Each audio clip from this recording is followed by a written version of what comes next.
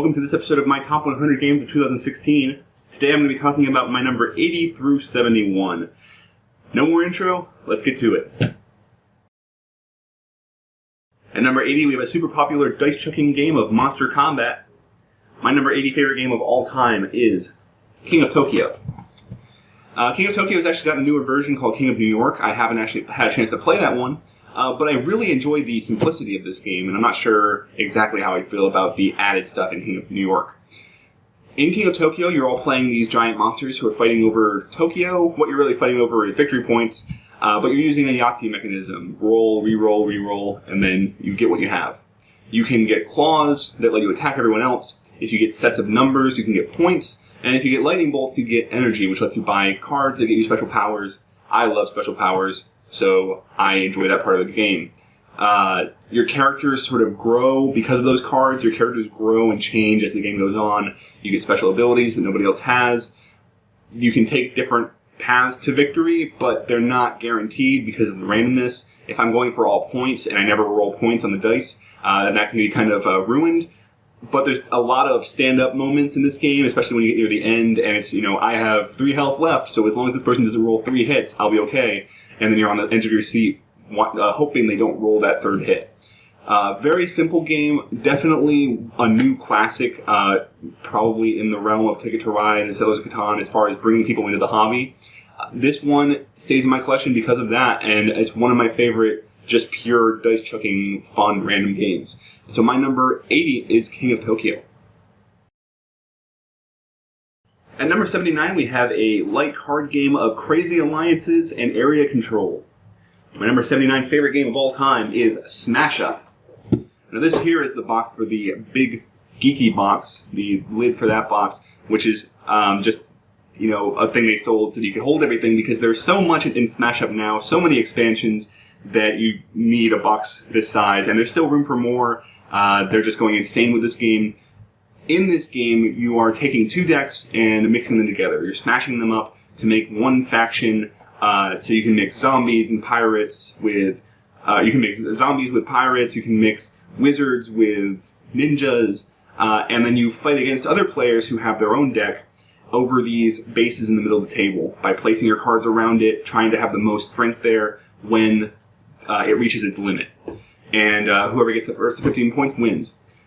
This game, what I really enjoy about it is, for one thing, that theme, that sort of off-the-wall theme. A good amount of the fun in this game comes in the setup, when you're putting 2 decks together and coming up with a crazy combination of characters and seeing everyone else's crazy combinations.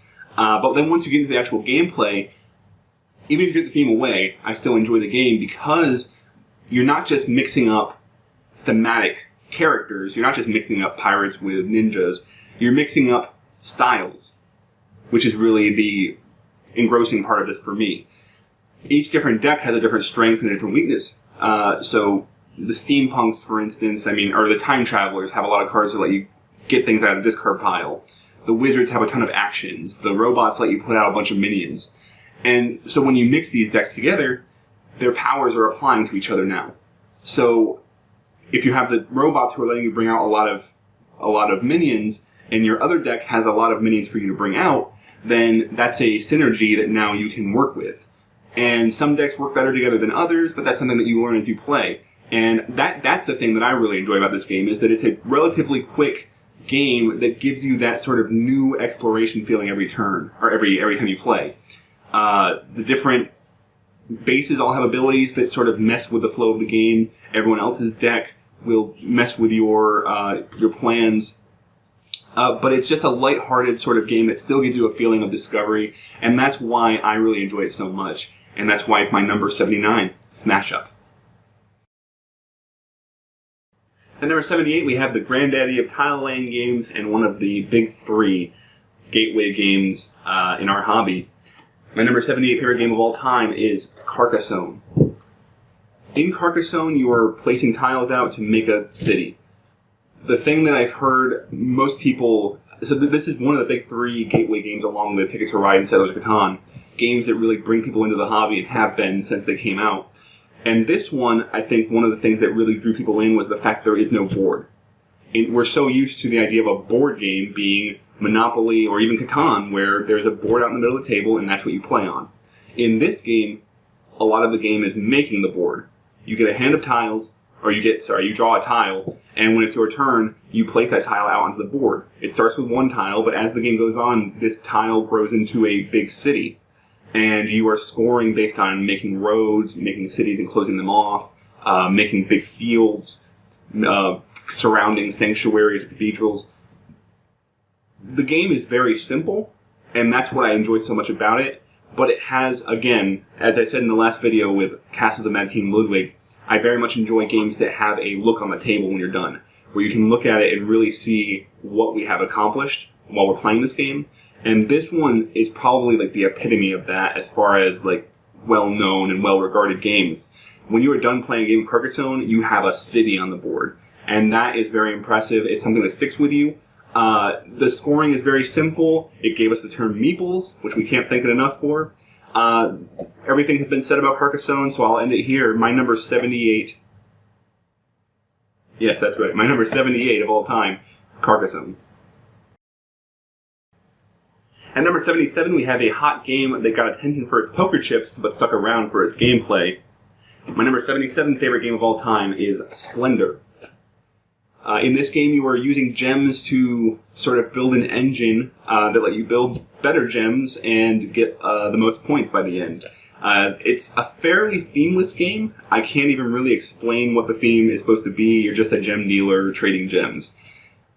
The game came with poker chips that represent the gems, and you're taking those poker chips and then trading them in for cards, and the cards let you sort of build an engine. They either give you points, or they give you permanent gems that you can now use to buy bigger and better cards. The poker chips are amazing, so I mean, I love the components of this game, but the gameplay itself is where it really has stuck around as a sort of new classic gateway game. It's extremely simple. There's only about 2 things you can do on your turn, and you can see exactly what you're trying to build for. Whether you do it well or not is another story, and I'm not going to say that it's easy to play on the first go through, but it's pretty easy to see like what you want to do. Getting there is another thing, but what you want to do is just buy more gems. So even if you have no idea what your long-term strategy is as a new player, it's very easy to sort of just tell them, okay, just go for cards. Just try to get the gems you need to buy good cards. And that's what makes it a great gateway game. It's extremely simple, especially as you play it more with people. It becomes an extremely quick game, and the components mixed with that very simple, very clean gameplay make it one that I will keep for a long time because it's just that easy to get to the table. That's what makes it my number 87 of all time, Splendor. At number 76, we have a co-op game that took a played-out theme and did it the right way. My number 76 favorite game of all time is Dead of Winter. Dead of Winter took the zombie theme and focused less on the zombies and more on the people. Kind of in the Walking Dead sort of way, where the real threat in an apocalypse isn't the zombies, it's the other people around you. In this cooperative game, each player controls a group of survivors, and they're trying to reach a certain goal, whether it's getting a certain number of people or surviving the right number of rounds. But each player also has a special objective that makes them sometimes at odds with the other players. Even if you're a good guy, even if you're a player who's trying to win, your objective might be like hoard food, in which case you have to lie when people are asking you for food because you need that food to win. If you don't actually win unless you complete both your objectives. But also added into that, there's a chance that one person will be a traitor and will be actually trying to make everyone else lose. So this game really plays in that whole tension of, are people really working for the group or not? And that's what really makes the game work for me. It has sort of fallen off. It was pretty high on my list when I first did it, but I think it's fallen off mostly because I'm not playing as many cooperative games, and they're not really what's drawing me recently. But for cooperative games, this one definitely does it well. It does the whole hidden traitor aspect very well, and is one of my favorites for that. Dead of Winter, my number 76. At number 75, we have an innovative abstract game in which the rules are written on the pieces. My number 75 favorite game of all time is The Duke. My box top has a little bit of a blemish here, but The Duke is an abstract game very much like chess, wherein you're trying to just defeat your opponent's main piece, the duke, the king, whatever. Except in this game, your pieces are tiles, and the tiles have their movement written on them. So you can easily see what the movement of your pieces are, but when they move, they flip. And now their movement is different. Sometimes slightly different, sometimes extremely different. You only start with 3 pieces on the board, but as the game progresses, you can use actions to pull pieces out of a bag that will add more pieces to the board. So there's this element of randomness where you might not get exactly the piece you want, but once you have the pieces on the board, trying to work them into a position where they're going to do the best for you. You have to pay a lot of attention to not only how your piece is going to move this round, but how it will be able to move next time. So that adds that extra. Chess has that element of, the best chess players are thinking 10 turns ahead or whatever. In this game, you're forced to think at least 2 turns ahead. You're forced to think about not where am I going to move it this turn necessarily, but where do I want to move it next turn. And that's what I very much enjoy about this game, and what has made it this high on my list, even though I'm not a huge fan of abstract games. But this one still makes my number 75 based on the strength of its mechanisms. So that is my number 75, The Duke.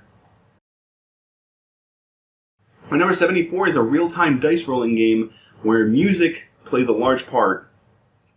And at number 74 we have Escape, The Curse of the Temple. This game came with a soundtrack.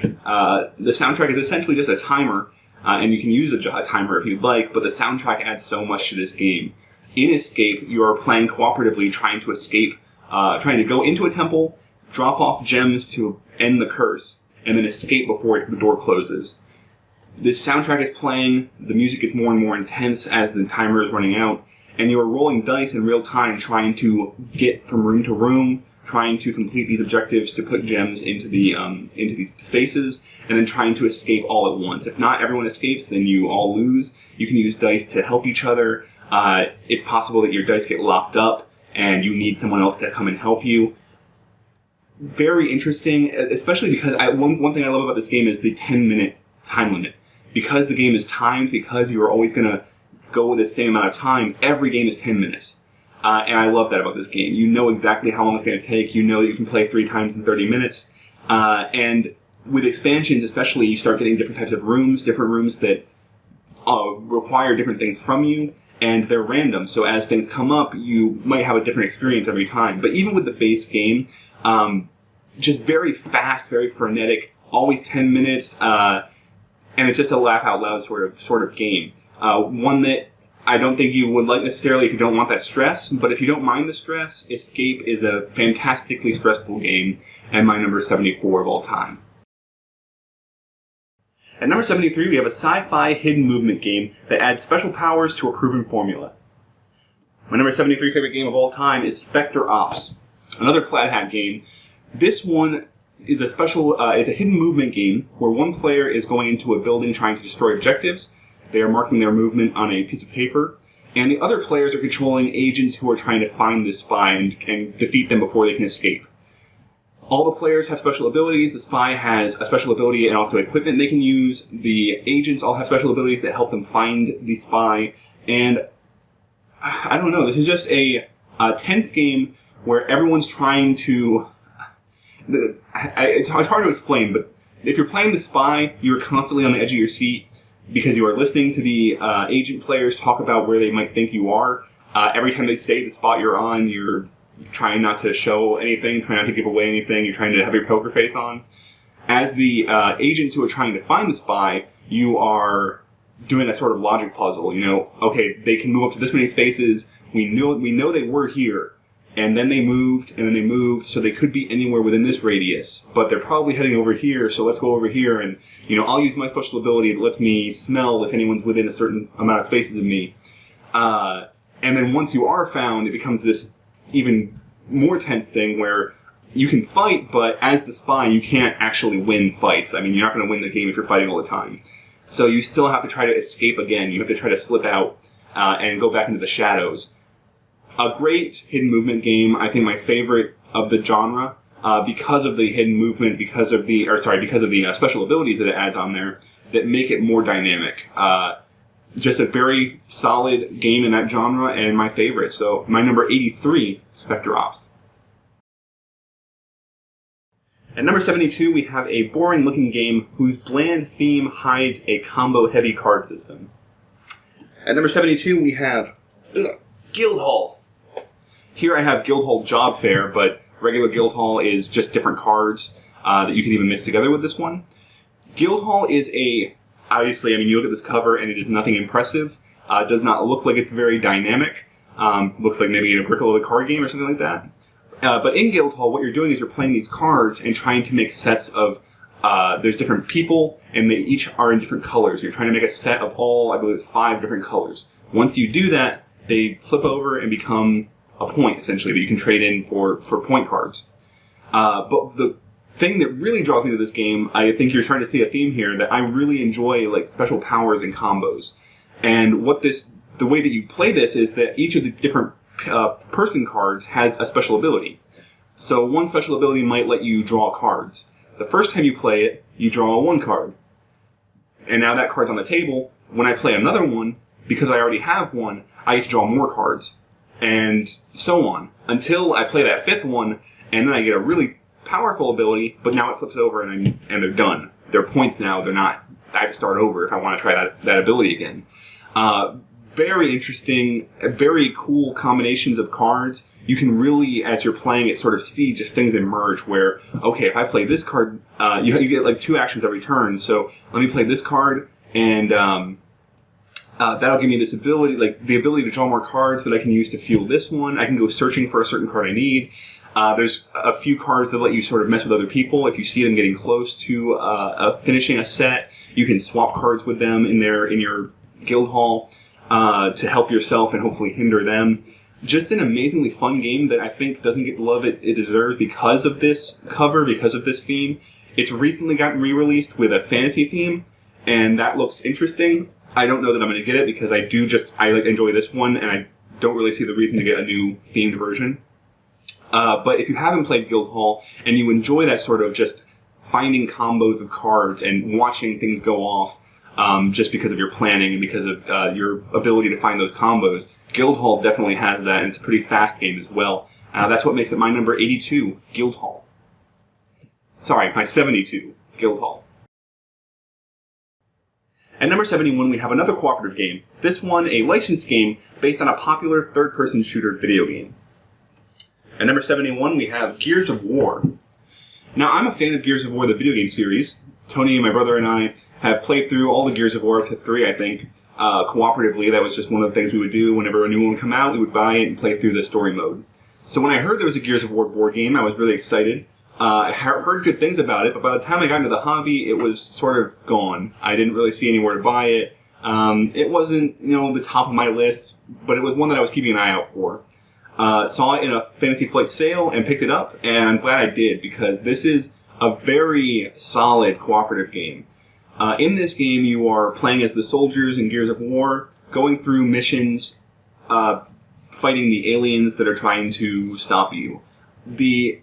It has a very sort of generic feel. If you play any kind of dungeon crawl, it's got the same sort of move along a map, fight enemies, and try to get to the end, or try to do your objective sort of thing. The one element that sets this game apart is the gameplay. You have a hand of cards that are your actions you can take. So, shooting, a card will let you move and then shoot, or shoot and then move, or move really far but not get to shoot this turn, or move on somebody else's turn, or things like that.